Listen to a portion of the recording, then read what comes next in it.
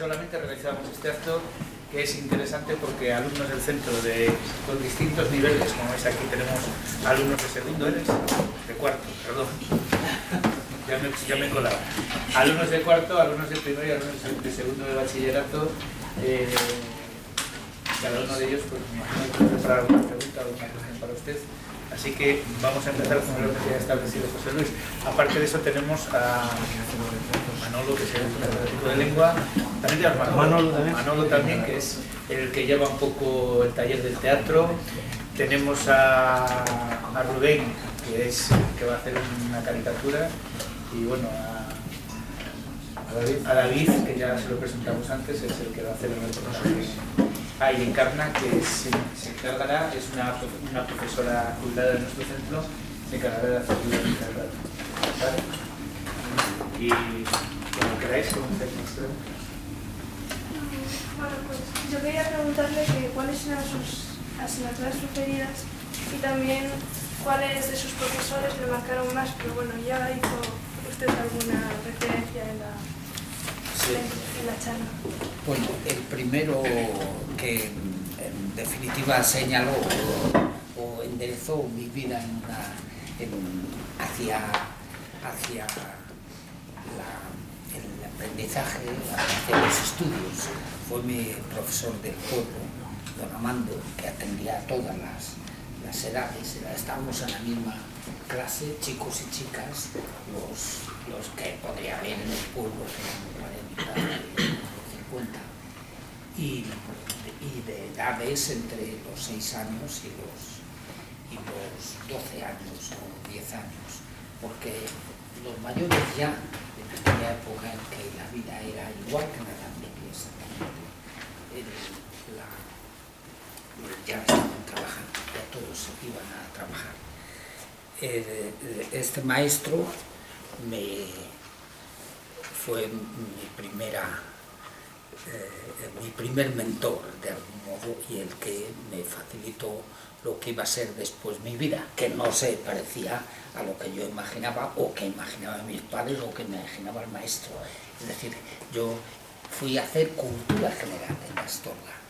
Es decir, era 3 años, iba a estar 3 años en el Colegio La Salle para aprender pues algo más que lo que había aprendido en la escuela, pero no mucho más. Es decir, que algo así pensaba que supiese un poco de contabilidad o algo que ayudase. Algo vio en usted, vamos. Algo vio en usted que apuntaba a buenas maneras, ¿no?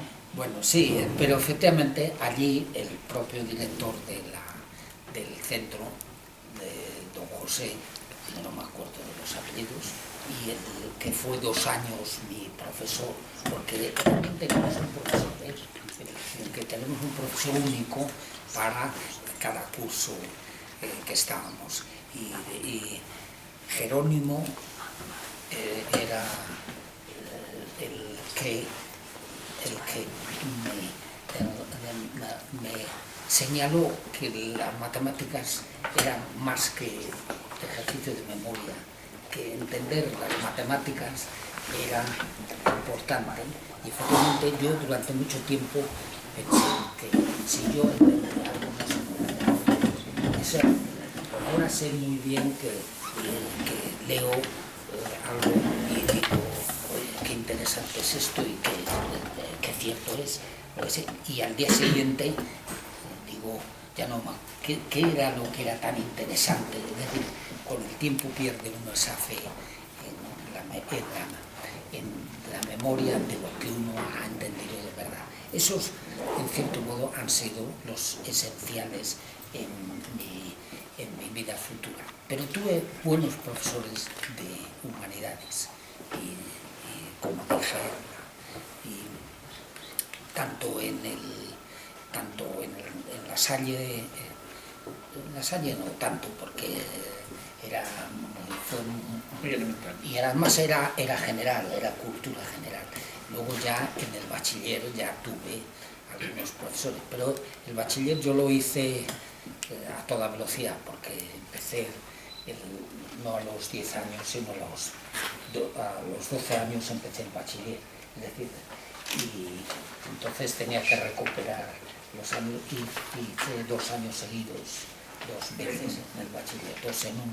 Entonces, también fue no es que tuviese, pero tuve buenos profesores, más que de ciencias, de literatura y de humanidades. Y yo estuve a punto de ir, pero luego me fui hacia la ingeniería y allí, es verdad, tuve Gregorio Millán, que fue el que señalé, que era una persona absolutamente excepcional. Gregorio Millán tuve 2 profesores de mecánica de fluidos, Gregorio Millán y José Manuel Sendagorta. José Manuel Sendagorta era de la SUL, había terminado la carrera como ingeniero militar, aeronáutico militar, poco antes, y estuvo trabajando en el grupo de combustión con Millán, pero era un hombre realmente con un empuje excepcional, igual que Gregorio Millán. Gregorio Millán dejó la enseñanza de la mecánica de fluidos cuando le nombraron director general de enseñanzas técnicas. Era uno de los 5 directores generales del Ministerio de Educación. Entonces, había un Ministerio de Educación y uno de los 5 directores generales, el director general de enseñanzas técnicas, que cambió la enseñanza de la ingeniería en España, la cambió radicalmente, fue Gregorio Millán.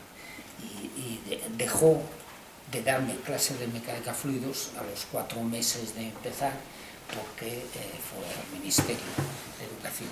Por cierto, que el director general de enseñanza universitaria, al mismo tiempo, en el año 57, era Torcuato Fernández Miranda.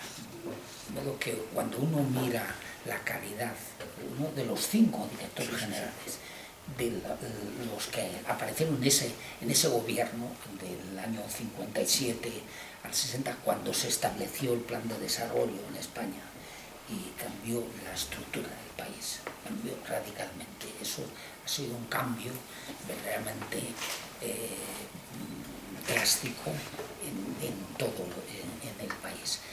Gregorio Millán dejó la enseñanza, le nombraron director general de la Babcock Wilcox y fue uno de los que impulsó el desarrollo industrial del país. La Babcock Wilcox era la empresa más importante de fabricación de bienes de equipo, de tuberías, de calderas, de centrales térmicas, centrales nucleares. Es decir, que era la empresa verdaderamente de maquinaria más importante. Y Sendagorta, que también dejó la investigación después de haberme engatusado en ella, dejó la investigación para montar el SENER, una industria de ingeniería, la empresa más importante de ingeniería en aquel momento, que se dedicaba al diseño de barcos y de centrales térmicas y de empresas de ingeniería química, de todo tipo de ingeniería. Ese era José Manuel Sendagorta. Luego que los 2 profesores que fueron vinculantes, fueron esenciales en mi vida científica, porque eran científicos de primera categoría, se cambiaron de actividad y pasaron al desarrollo industrial y jugaron un papel vital en el desarrollo industrial del país. Estas son las figuras casi centrales en mi vida. Muy bien, siguiente pregunta. ¿Quién?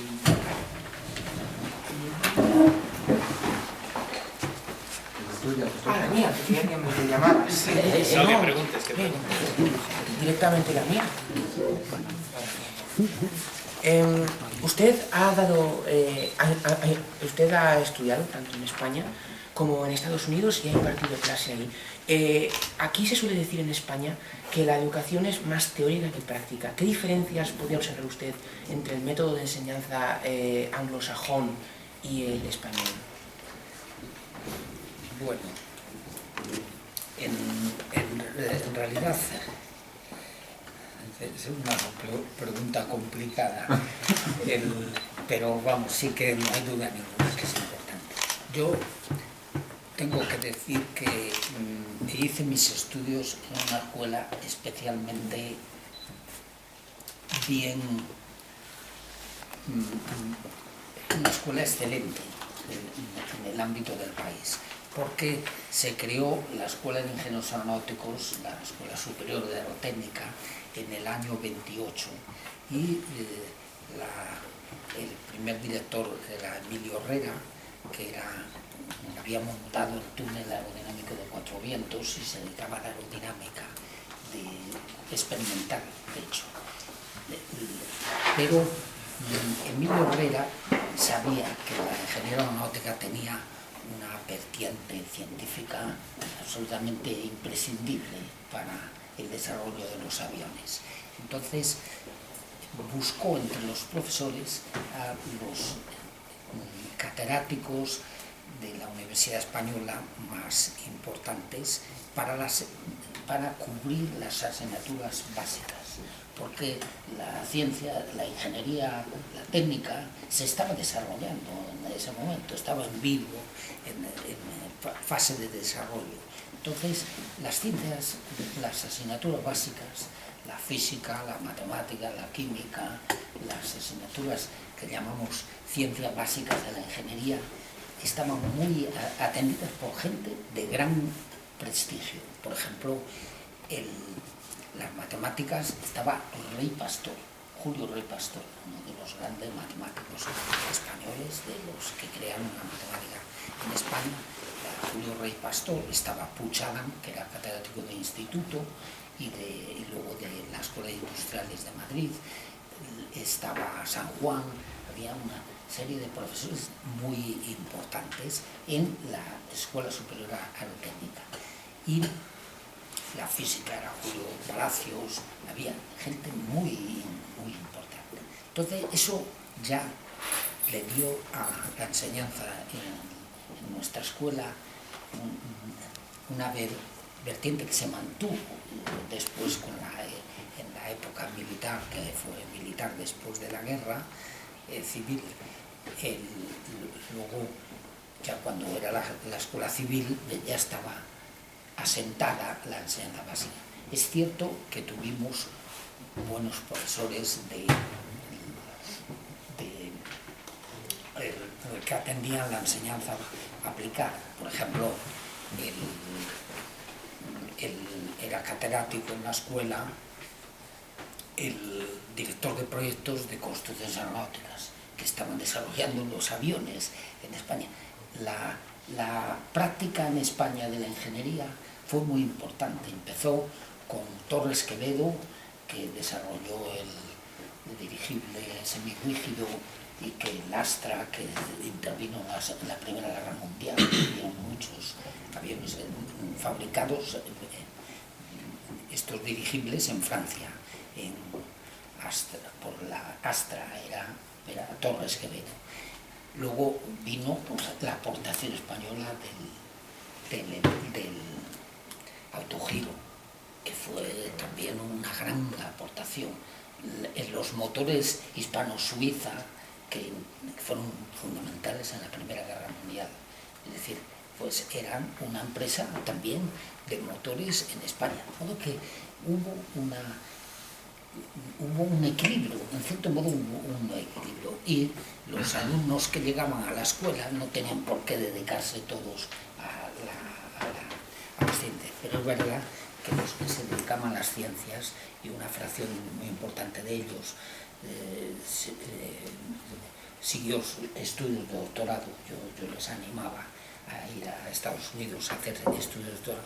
Todos se defendieron perfectamente, todos dejaron el pabellón español en un lugar muy alto. Es verdad, ya digo, tiene que ver con la escuela, que ha tenido una tradición especial en ese sentido. Pero es cierto que adolecemos de preocupación experimental. Es una lástima.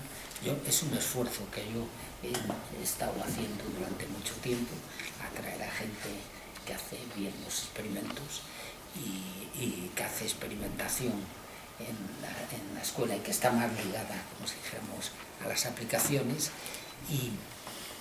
y en algún caso lo he conseguido.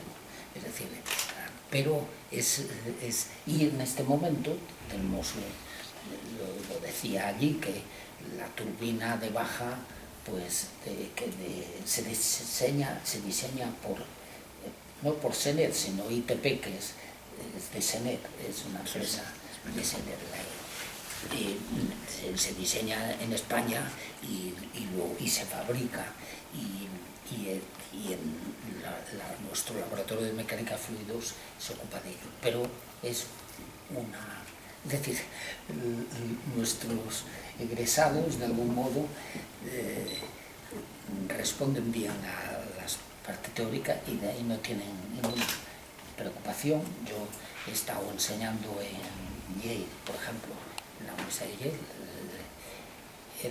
Los alumnos que mandamos allí, todos lo hacen maravillosamente bien y están siempre y compiten con los alumnos más brillantes de Estados Unidos. Es decir, pero tienen que aprender la parte experimental. Eso hay algunos que saben hacerlo, es decir, pero falta, es una fuente de preocupación, para mí ha sido siempre una fuente de preocupación atraer a gente que esté interesada en hacer cosas, porque la experimentación hay que resolver el problema aunque no se sepa las razones que hay detrás a priori, hay que lanzarse a ello, y el emprender es un aspecto muy importante. Bueno, siguiente pregunta. Yo quería preguntarle que cuál ha sido el trabajo más emocionante que ha realizado y el más relevante. Yo cuando empecé la investigación fue animado por Sendagorta, no fue Gregorio Millán, sino Sendagorta, José Manuel Sendagorta, el que le sustituyó en la mecánica de fluidos, el que me inició en la investigación. Y me inició con un problema experimental. Quería que pusiese en funcionamiento un viscosímetro para analizar la resistencia al movimiento de las breas que tenían en la Dirección General de Aeropuertos en aquel momento. Pero nunca llegó el viscosímetro y entonces yo hice teoría, de modo que ya de algún modo me lancé a la teoría. Y cuando Sendagorta le sugirió a Gregorio Millán que me incorporasen al grupo de combustión, y Gregorio Millán me encargó ver qué papel tenía la cinética química, la cinética de las reacciones químicas en las llamas de difusión. Yo enseñé antes la llama de difusión, que es de una vela. Las llamas de difusión aparecen en los motores no los de encendido por chispa, sino los motores diésel, y aparecen en los motores de las aeroturbinas de los que se inyecta el combustible en la cámara de combustión, y el aire va alrededor, y la combustión solo se puede realizar cuando se encuentra el oxígeno del aire con el combustible, y cuando solo tienen que estar mezclados. Entonces, parte del problema de la combustión en lo que se llama en llamas de difusión es el analizar el proceso de mezcla del combustible y el reactante. Y como dije antes, el tiempo químico a alta temperatura es muy corto, es cortísimo, y entonces los reactantes, viene el oxígeno por un lado desde fuera de la vela, ¿no? Y el combustible, el hidrocarburo que ya está en forma gaseosa, va por el centro y se difunden transversalmente al flujo hasta encontrarse y en cuanto se encuentran en un tiempo cortísimo de coexistencia se produce la reacción química. Por eso combustión tiene lugar en una superficie muy delgada y está controlada, decimos, por la difusión. No es la química la que controla el ritmo de combustión, sino no es la química, sino es la fluidodinámica, es el proceso de mezcla entre el combustible y el reactante. Entonces, y eso es lo característico de las llamas de difusión. Ya se conocía bien esa idea, se conocía desde la época, no Lavoisier todavía no lo tenía bien claro, digo Lavoisier, Faraday, no lo tenía, pero se conocía a principios de en los años 50, se conocía muy bien esta limitación. Lo que me dijo Millán, dice, quiero que mires qué efecto tiene, aunque sea pequeño, la cinética de las reacciones químicas en la combustión de llamas. Y empecé a analizar el problema y pronto, relativamente pronto llegué a una conclusión, que efectivamente había una capa muy delgada donde se producía la reacción química y esa capa tenía una estructura especial y yo analicé eso, analicé cómo era la estructura de la capa interna y utilizando eso que decía de las técnicas asintóticas, el hecho de que a alta temperatura el tiempo químico es muy corto frente al tiempo mecánico, el tiempo de residencia. Entonces, analicé la estructura de la capa límite, de la capa de reacción, de cómo era esa estructura. Y avancé lo que pude con los conocimientos que tenía entonces y de hecho yo me quedé muy contento de los resultados. Mandé al Simposio Internacional de Combustión el artículo para que lo considerasen para presentación, pero debió de caer en manos de gente que no entendía bien los aspectos más matemáticos del problema y dijo, no, esto se conoce después de los experimentos la respuesta fue negativa porque cayó en manos de revisores y eso para mí fue una desilusión, pero yo estaba seguro de lo que había hecho y que era importante y pronto se fue viendo porque lo publiqué de algún modo de otro, y además teníamos un método de difusión que era los contratos de investigación que teníamos con las Fuerzas Aéreas Americanas, que los reports que enviábamos lo difundían a un montón de laboratorios, tenía una gran difusión, de modo que pronto salió eso adelante, pero la contribución verdaderamente importante, de la que obviamente estoy muy orgulloso y contento, se vio cuando tuve en cuenta pude tener en cuenta el papel que tiene el hecho de que el tiempo químico depende muy fuertemente de la temperatura. A bajas temperaturas el tiempo químico es, digamos, un día. Para que la mezcla, porque la reacción hay que esperar un día y nunca esperas un día. A alta temperatura, en cambio, el tiempo se reduce a una décima de segundo. Entonces, esa gran sensibilidad de la velocidad de reacción con la temperatura es lo que hace que las llamas o están funcionando, o hay llama o no hay llama, o se extingue la llama. Y la extinción de las llamas es algo que había preocupado a la humanidad desde que se inició nuestro conocimiento de la combustión. Es decir, hace 500.000 de años el hombre empezó a aprender a manejar el fuego.